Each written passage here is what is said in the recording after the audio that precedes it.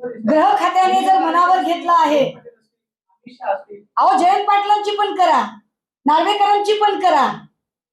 मी काय म्हटलं, माझ्या पक्षाचा जरी कुणी याच्यात अडकला तर त्याची सुद्धा गय केली जाऊ नये. प्रश्न लेकीबाळींच्या इब्रतीचा आहे.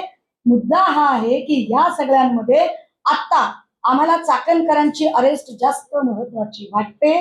कारण चाकणकरांच्या जयंत पाटील असतील, नार्वेकर असतील, एकनाथ शिंदे असतील, केसरकर असतील किंवा निलेश लंके असतील किंवा अमित शहा असतील, यांच्या संबंधाने पुरावे समोर नाही आहेत.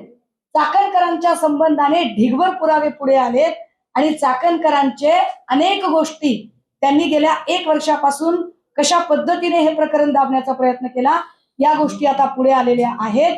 त्यामुळे ज्याला क्रिमिनल कॉन्स्पिरन्सी असं म्हटलं जातं की गुन्हा घडवण्याच्या दृष्टीने जे कट कारस्थान असतं त्यात त्यांचा सक्रिय सहभाग आहे असे कालपासून दत्तात्रय खेमनार आणि अनेक लोक जे मांडत आहेत त्या संबंधाने झालेला जो पत्रव्यवहार आहे त्यात ते स्पष्ट दिसतं. त्यामुळे रुपाली चाकणकरांची तात्काळ अटक होणे आणि नार्को टेस्ट होणे गरजेचे आहे.